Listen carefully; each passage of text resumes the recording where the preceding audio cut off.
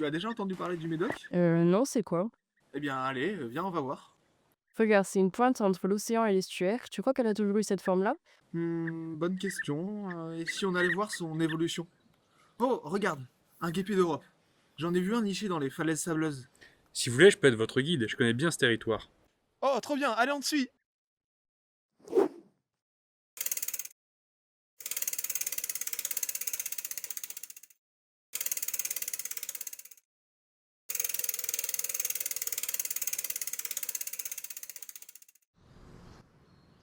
Regarde, il y a des milliers d'années, la pointe du Médoc était bien plus large.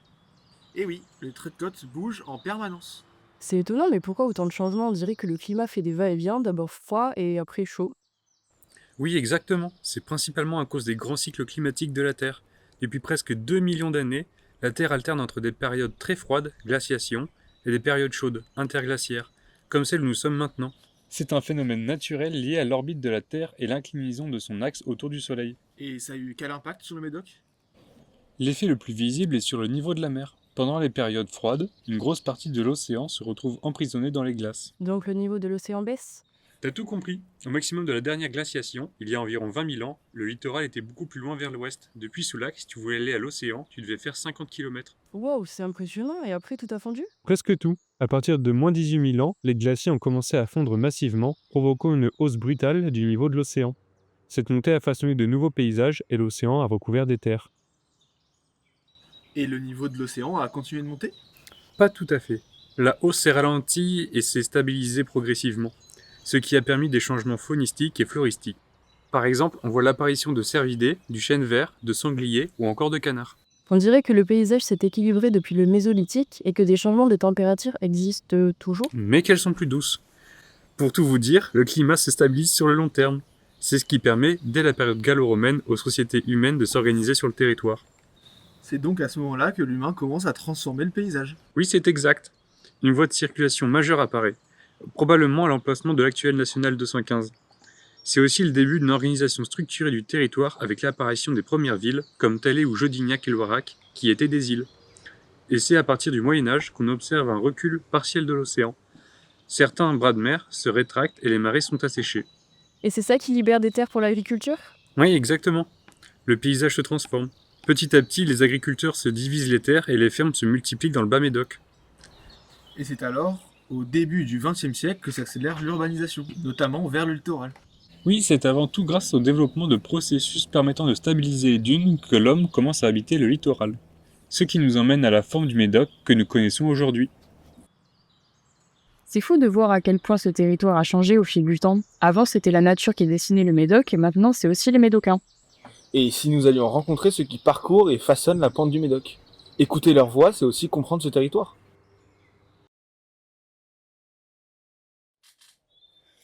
Pour comprendre un territoire, il faut écouter ceux qui l'habitent et le voient évoluer. C'est là que commence réellement notre exploration. Ce que pensent les gens d'ici, c'est précieux, les souvenirs, les sensations, les lieux. Chacun a sa propre vision du Médoc. Mais alors, qu'est-ce que ce territoire leur évoque? Et que nous raconte leur mémoire? Bon, parce que ça a changé ici. Au départ, c'était pas ça, c'était des îles. Donc après, quand les travaux étaient effectués par c'est les Hollandais qui ont fait les travaux, hein, donc ça a bien changé. Non, c'est vrai qu'ici on peut vivre bien, la vie est chère, mais regardez quand même les espaces qu'on nous donne. Ah, c'est super agréable. Nous, qu'est-ce qu'on fait? On va faire un petit tour à la pointe. On va aller faire un petit tour à Saint-Nicolas. On va. C'est formidable. C'est vrai que Parce que regardez, vous prenez la partie Saint-Nicolas du phare, pas là vers la pointe, à revenir vers ici. Cette forêt qui s'est créée toute seule, si vous allez dedans, vous allez promener, c'est formidable. C'est super.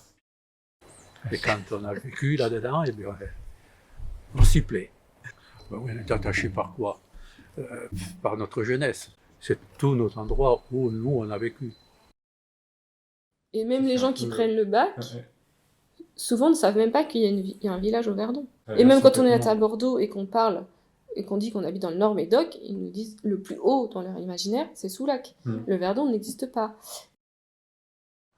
Donc nous sommes profondément à sud-ouest, et ce sera sur la culture, et sur les amitiés, sur la vie, la qualité de vie, et, sur l'environnement. Nous sommes très très attachés à à cette culture. Je suis attaché à tout ce qui est historique. Les églises, les choses, le patrimoine, le travail de l'homme au milieu de la nature, et la conservation de la nature par l'homme. Bon, ici, il n'y a pas grand-chose. Si, il y a beaucoup de choses pour ceux qui sont curieux. Ils sont curieux. Il y a les bâtisses, les églises et tout ça. Bon, il y en a partout. Moi, je suis en admiration devant tous ces gens qui ont travaillé pour faire tout ça et essayer de le conserver. Avec l'histoire, je trouve que c'est bien. Mais le lieu est toujours reposant, toujours dans un endroit calme. Les gens sont réservés, très attachés à leurs valeurs. Ils ne veulent pas montrer non plus que trop en montrer. Et je pense que c'est une bonne chose. L'environnement ici est agréable et mon plaisir, c'est de retrouver cet esprit campagne à la mer, quoi. Il y a une belle flore, hein, vraiment dans le Médoc. Oui, c'est merveilleux. Moi, j'allais à la pêche crabe avec mon papa quand j'avais 5 ans. On passait sur les anciennes voies ferrées qui avaient été construites pendant la guerre. C'était passer dans des forêts, ça sentait bon l'arbousier, c'était merveilleux. C'est des souvenirs qui sont super, quoi. La nature, elle est très belle ici et elle est sauvegardée. Oui, ça reste de toute façon un territoire qui est sauvage, quoi. Enfin, qui est encore un peu sauvage, on va dire. J'aime autant le côté des marais que la mer, que les pins, que tout ça, quoi. C'est assez plaisant, quoi, de vivre au bord de la mer. C'est sauvage. Ici, c'est tranquillité, liberté. C'était un de mes bonheurs quand j'ai pris ma retraite, de pouvoir me dire, et je l'ai fait, quand tu veux, tu vas marcher sur la plage. Seul, on regarde à l'horizon au nord, à l'horizon au sud, on ne voit personne. Et le paysage est à soi. Qu'est-ce que c'est beau. Et d'avoir un horizon qui ne se termine qu'à la ligne d'horizon. Ça détend le cerveau, c'est génial. En vacances ? C'est chez nous les vacances. On habite en vacances, nous. Donc, la vie est belle, l'océan est magnifique, tous les couchers de soleil sont merveilleux, travailler dans ces conditions, c'est merveilleux. Puis les gens qui vivent ici à l'année sont conscients aussi de leur chance, donc ils sont respectueux de l'environnement. C'est quand même une belle région et voilà, il ne faut pas oublier qu'il y a cette plage qui est quand même magnifique, hein, cette côte là, elle est trop belle. Et donc ça se bastonne quand même pas mal pour la préserver, qu'elle soit pas trop hyper cradossée. Voilà, on n'a pas les immeubles de la Côte d'Azur, c'est pas Bali, quoi, je veux dire. Ouais, c'est justement ce côté sauvage qui nous a attirés vers le Médoc et notamment Montalivet. On a quand même des plages, de très grandes plages qui ne sont pas urbanisées, hein, et que justement le littoral est bien sauvegardé. Et donc on peut se balader, se mettre sa serviette sur la plage sans avoir son voisin qui est là à mettre de vous. Donc ça c'est très très important. Les dunes, c'est magnifique, quoi. Vous avez un spectacle naturel. Donc c'est ça, c'est surtout préserver la nature.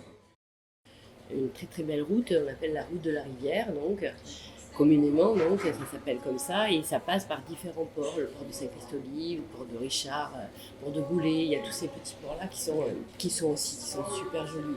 C'est une autre végétation, une autre vision, mais c'est une très belle vision aussi du Médoc, qui est très très, là, pour le coup, assez sauvage et très sauvegardé par les élus locaux. Le Médoc a une réputation d'un peu d'enfants sauvages. Ce sont des Iliens et en plus ils sont très très attachés à leur territoire et comme je vous dis, au côté sauvage de leur territoire. Voilà.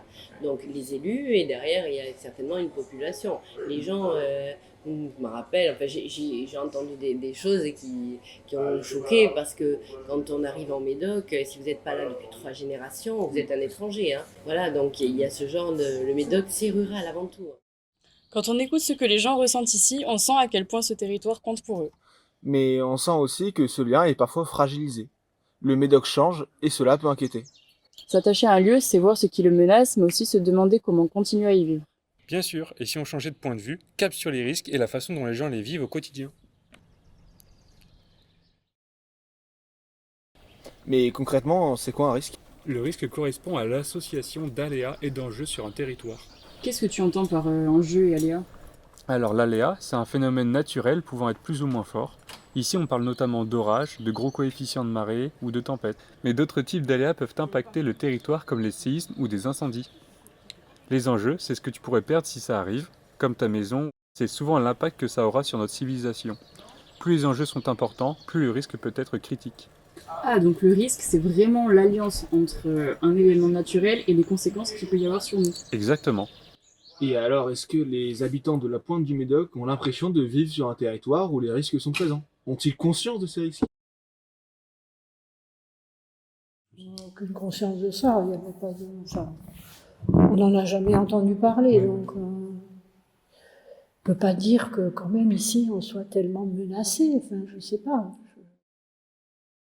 Et moi, j'avais vraiment très en tête déjà le fait que la maison risquait d'être à un moment ou à un autre sous l'eau. Parce que déjà avant, il y avait des simulations mal faites, mais il y avait des simulations sur le net où on vous disait où habitez-vous, en 2030, voilà où sera votre maison. Et sur Soulac, c'est le parking de la Baleine qui était dans l'eau. Le fait que le signal était détruit, c'était aussi un signal fort pour dire attention, vous risquez quelque chose, quoi. On a vu la différence entre la plage des Naïades à Soulac et la Mélie. C'était une catastrophe. On voyait les arbres qui tombaient, on voyait le sable, la dune s'effriter. Sur 5 ans, ça a été catastrophique. Ouais, donc c'est vrai que quand on discute avec des purs médocains, ils ne s'inquiètent pas du tout de l'érosion. Pour eux, c'est quelque chose qui est normal et un jour, ça va revenir. Les gens qui vivent ici, ils en ont de plus en plus conscience. Ça, c'est vrai. Est-ce que les gens qui viennent ici en vacances sont préoccupés par ça? Je ne sais pas. Parce que c'est pas... quand on va en vacances, on est plutôt, si vous voulez, on est léger. Oui. Voilà. On n'a pas peut-être envie de penser à ce genre de sujet. Je dirais qu'il y a un problème par rapport aux prévisions de remontée de l'océan. Ça fait partie de la vie quotidienne, quoi. On sait que ça va arriver, donc on se pose pas de questions. Après, ça fait partie du quotidien, mais je pense que s'il y avait cette espèce d'angoisse, les gens n'investiraient pas et ça n'augmenterait pas. Des tempêtes, on en a eu, mais sans plus, quoi. Mais c'était pas les tempêtes de maintenant. Autrefois, quand il y avait un orage, c'était un orage, c'est tout. Les orages de maintenant, c'est le vent, c'est la grêle et tous les imbriques. Ah ouais, c'est plus puissant maintenant. Mais ça, c'est l'histoire du réchauffement climatique. Et on peut le voir ici. Ici, on le voit. Quand vous voyez, surtout aux digues, au niveau des digues. Bon, il faut quand même être conscient que c'est sûr qu'il y a un réchauffement climatique et qu'il y a un impact sur la météo, sur les tempêtes. Enfin, moi, de mon petit point de vue, je le vois pas encore alarmant. On est encore préservé parce que je le compare toujours à ce qui est à côté, quoi. Et pour moi, la ville et les pourtours de la ville sont, eux, dans des situations complètement alarmantes, quoi. Mais ici, il y a encore un peu de biodiversité, il y a encore, moi j'ai encore mes grenouilles qui me chantent sous ma fenêtre, donc ça va. Mais quand même, moins d'oiseaux, alors qu'on n'est pas loin de la pointe aux oiseaux, avec des espèces qui sont censées être uniques en Europe. Il n'y a pas un panneau pour expliquer pourquoi il ne faut pas passer. C'est toujours interdit, interdit, interdit. On est dans un pays où il y a de plus en plus d'interdictions, mais si on explique aux gens pourquoi, je pense qu'ils seraient plus respectueux. Et c'est pareil pour le réensablement, où ça coûte quand même très cher à la ville, et la nuisance que ça apporte les camions. Et quand on voit les touristes descendre sur cette dune artificielle, c'est un peu énervant, et le but premier est perdu, et c'est aussi dans l'intérêt des touristes qu'on fait ça. Et il y a quand même une prise de conscience un peu, pas tout le monde, mais de la modification du climat, on va dire. Après, je pense que la sensibilisation de la dune, elle s'est faite depuis toujours quand on habite ici. Et puis avec l'école, les sorties. Puis même le niveau du sable, c'est vrai que c'est assez cyclique, ça se rend sable, ça redescend. En général, ça se rend sable au printemps et ça creuse l'hiver, donc on voit des plaques d'argile qui apparaissent. Mais là, depuis 3-4 ans, ça remonte pas, on voit les rochers sur la plage, ça reste bas, ce qui fait que la mer s'avance encore plus. Mais après, ils en ont complètement conscience parce qu'entre les médias et les journalistes, ils ont tellement communiqué sur ça. Soulac qui est tellement devenu un symbole de l'érosion marine. De toute façon, quand il y a eu la loi du littoral en 81, ça a déjà fait prendre une conscience ici. Et moi, quand j'étais enfant, à l'école, on nous expliqué ça, qu'il y avait un recul du trait de côte. Puis après, les locaux, ça y fait beaucoup, parce que c'était aussi qui transmettent les informations. Et c'est pour ça que parfois, il y a des... la communauté de communes, notamment, organise soit pas des conférences, mais des ouvertures publiques. Il y a aussi des documents qui permettent d'informer, etc. Dans les bulletins municipaux aussi, on retrouve aussi des informations sur tout ça, sur toute la gestion du littoral. Donc qu'après, le local aussi est très informé par rapport à tout ce qui se passe, quoi. Moi, j'ai besoin de savoir ce qui s'y passe. Je suis curieuse de savoir, Mais peut-être il faut aussi permettre aux gens d'apprendre dans quel environnement ils sont pour en connaître les mécanismes et les risques. Il faut informer, le respect de la nature, il faut continuer sur les générations futures. Il faut sensibiliser encore, ça c'est sûr, ça sera jamais trop. Au niveau de l'information, oui, ce serait bien qu'à Soulac on ait la même information. Attention, ne prenez pas telle route parce qu'il y a un risque de submersion.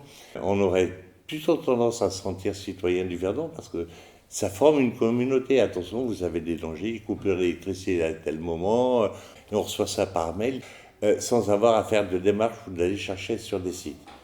Sur Soulac, on a toutes les mêmes informations, mais il faut aller sur le site de la mairie et chercher.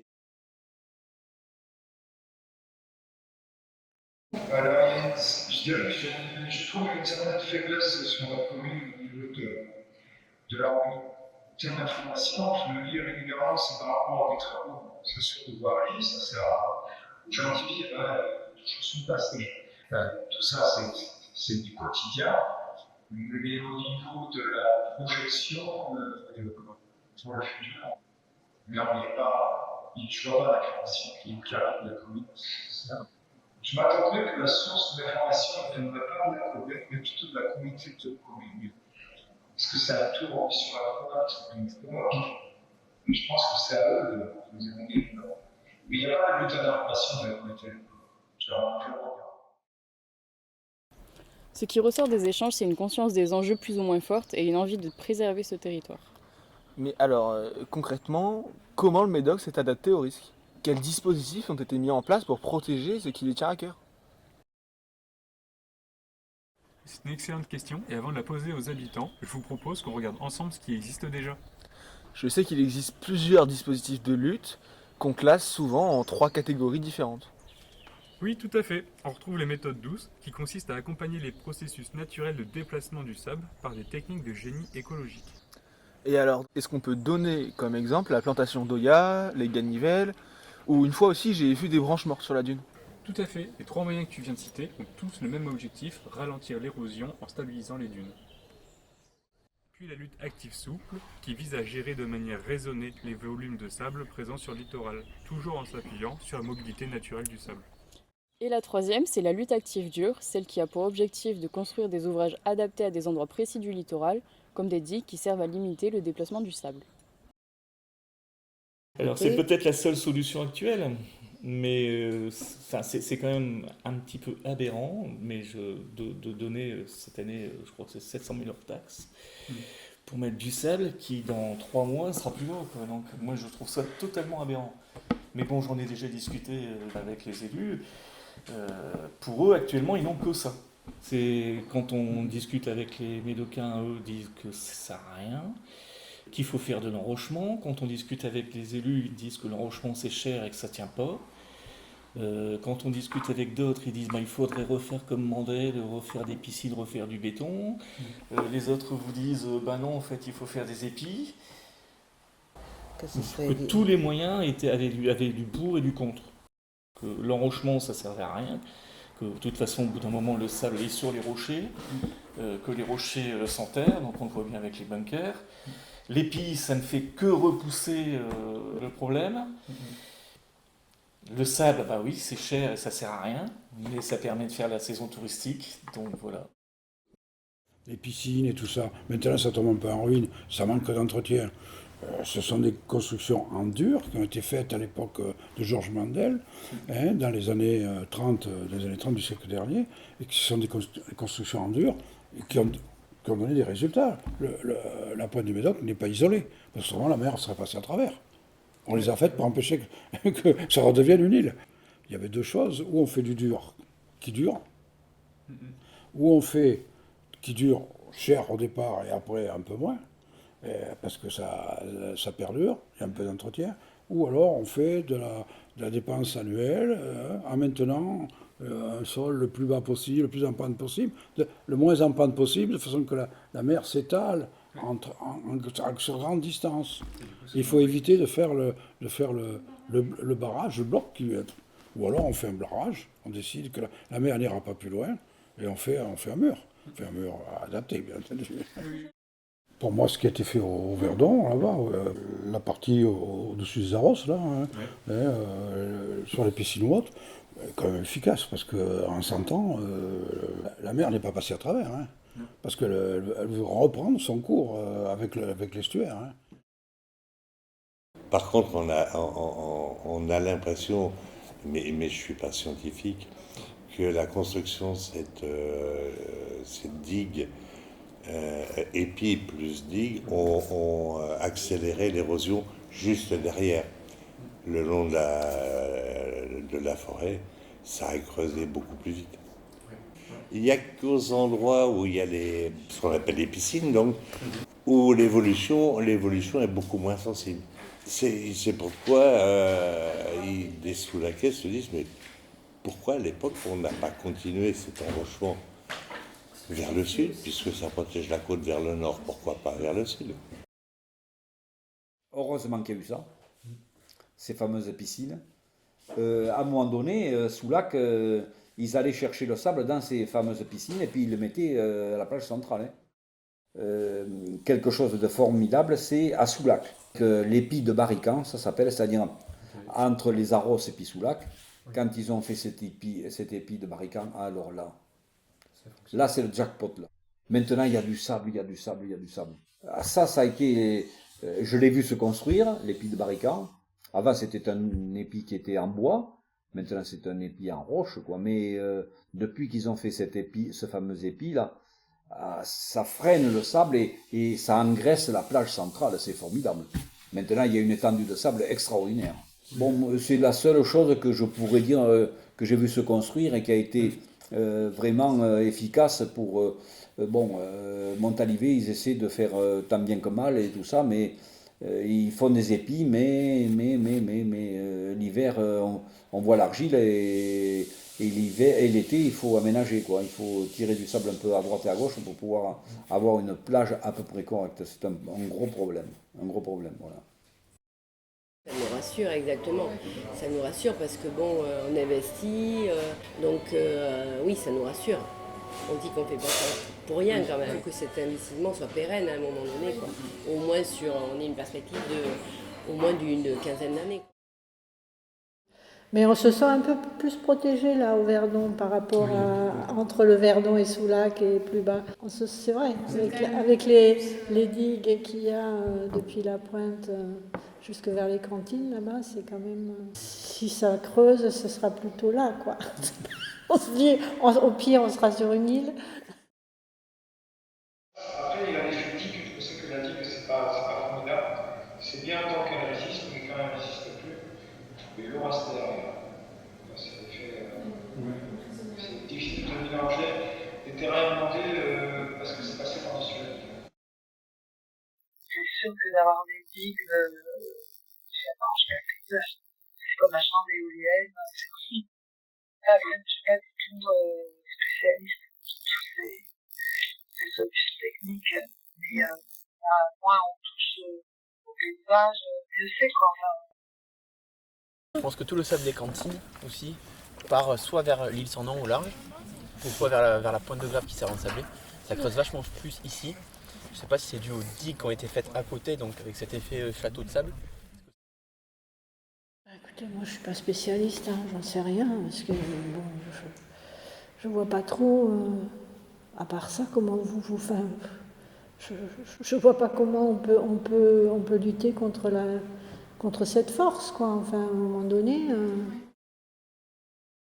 Bon, alors les choix sont des choix aujourd'hui financiers. Oui, c'est un sacré boulot. Et énormément d'argent. C'est toujours le problème financier. C'est que pour ça, on n'a pas de sous. Non, autrement, je vois, à part, oui, le marais, mais encore faudrait-il pouvoir en saupoudrer le territoire pour éponger tout le surplus d'eau. Je vois pas d'autre solution. Si vous en avez, je serais bien content de les connaître. C'est impressionnant tout ce que les Médocains ont mis en place à travers l'histoire pour protéger leur territoire. Avec le temps, les habitants et les paysages du Médoc évoluent. Comment est-ce qu'ils imaginent leur territoire dans le futur ? Avoir une vision du futur, c'est aussi regarder les prévisions que font les spécialistes pour pouvoir réfléchir à un accord avec cette évolution.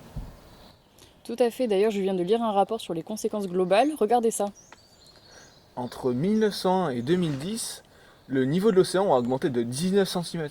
Et on remarque même, plus précisément qu'entre 1993 et 2010, cette augmentation va 2 fois plus vite. D'ailleurs, sur ces documents de la Climatera, on voit bien également que d'ici 2050, on risquerait de perdre entre 65 et 100 mètres. 100 mètres, c'est impressionnant. Il va falloir que le Médoc s'adapte. Et les habitants alors, qu'est-ce qu'ils en pensent ? Comment est-ce qu'ils se projettent face à ces changements ?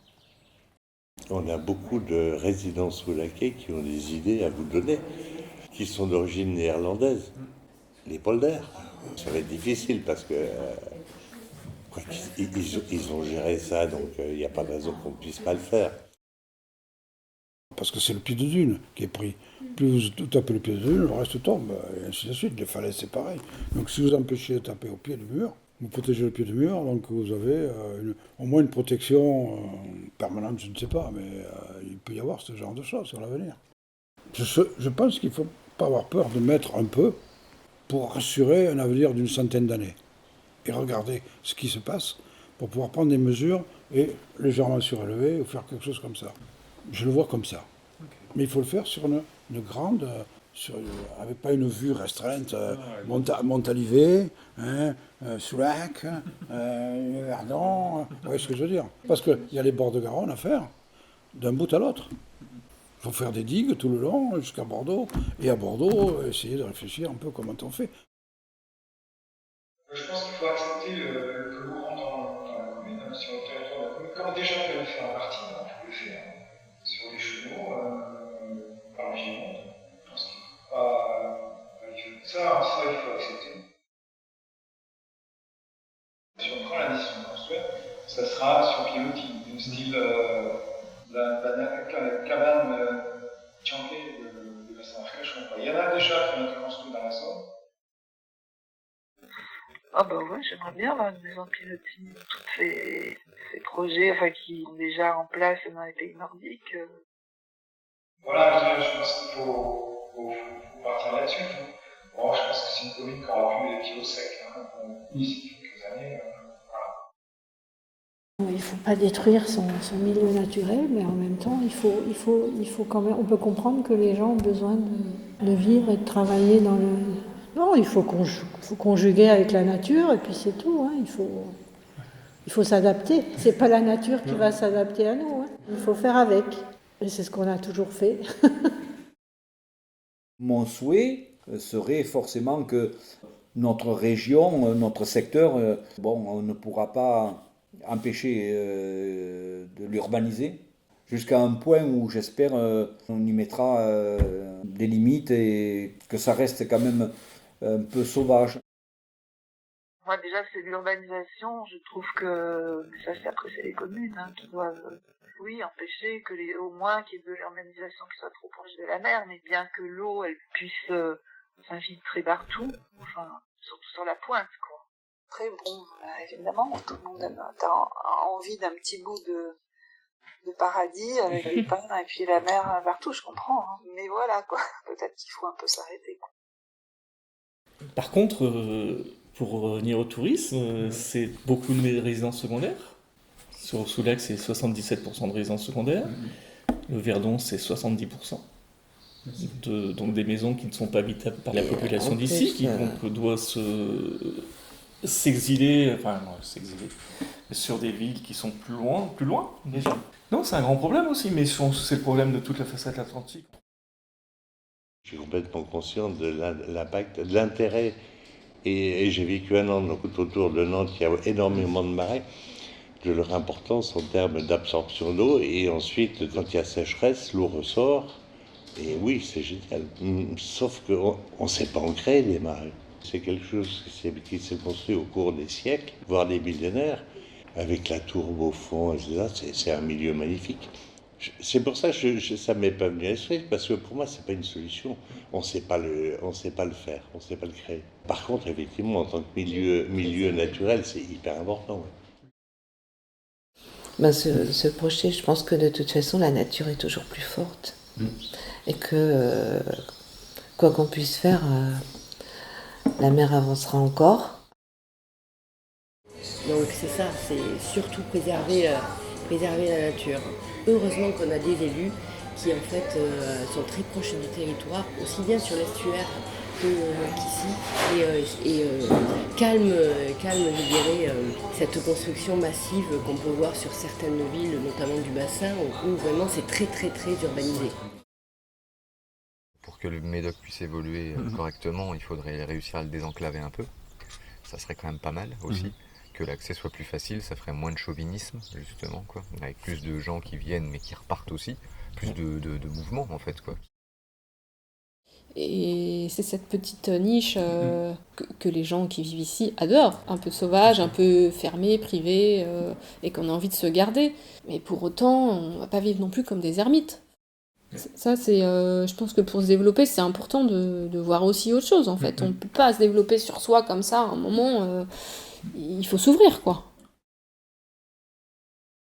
Et donc, quand on est habitué à vivre qu'avec ça, ben, on se contente de ça parce qu'on ne connaît pas autre chose. Aujourd'hui, quand on a vu l'évolution et ce que ça nous apporte, enfin, on n'a plus envie de revenir en arrière. Moi, je dis qu'il faut que ça continue comme ça.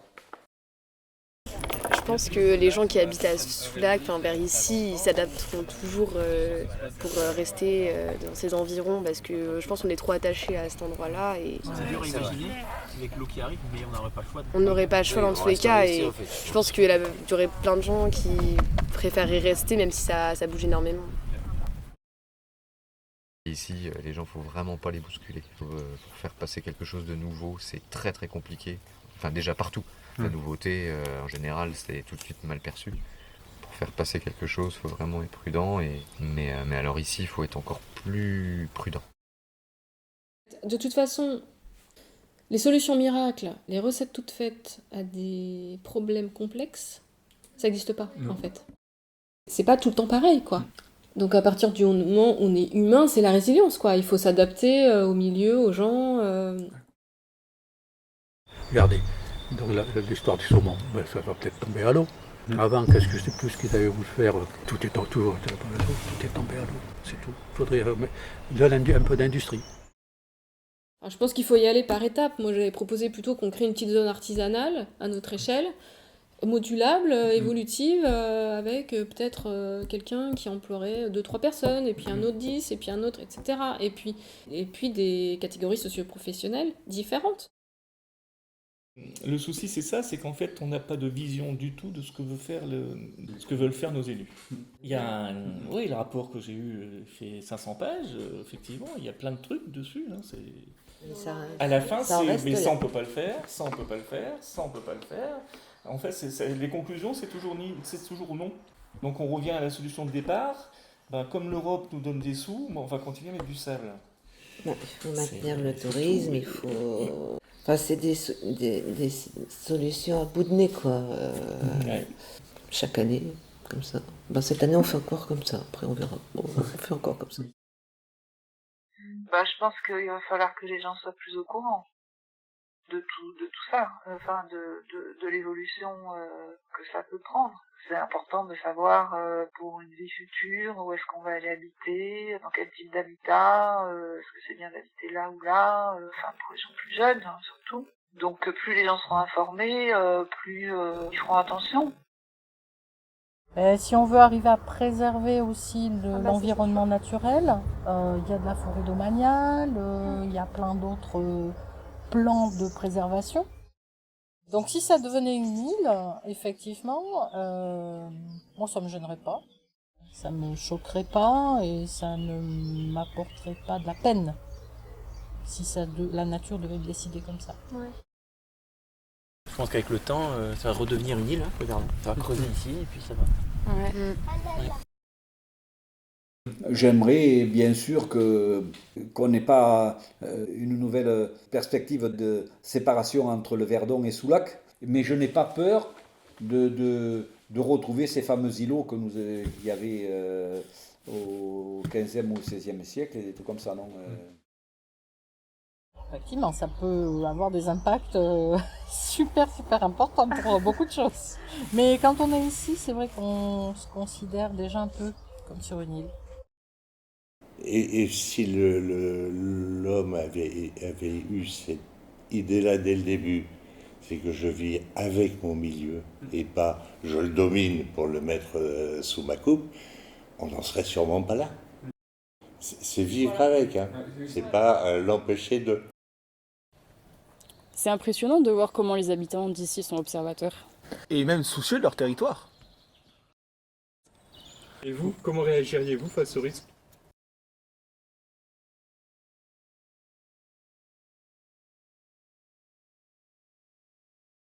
Encore? Et c'est ça qui dure la tête. Allez.